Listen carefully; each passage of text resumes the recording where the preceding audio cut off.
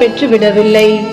இறைவனின் திருவுளத்திற்கு பணிந்து அந்நாளிலிருந்து இயேசுவின் பிறப்பு முதல் இறப்பு வரை ஒரு தாயாக, ஒரு பெண்ணாக அவர் பட்ட வியாகுலங்கள் ஏராளம்.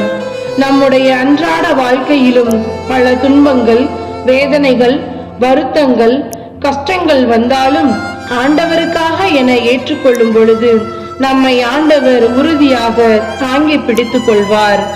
அன்னை மரியாளுக்கு அத்தனை வேதனைகள், வருத்தங்கள், துன்பங்கள், கண்ணீர்கள் இருந்தாலும் ஆண்டவர் மீது அசைக்க முடியாத நம்பிக்கை வைத்திருந்தார். அதனால்தான் ஆண்டவர் அவரை ஆசீர்வதித்து உயர்த்தினார்.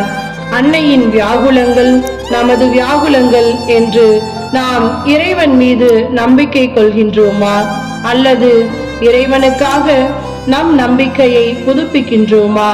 சிந்திப்போம்.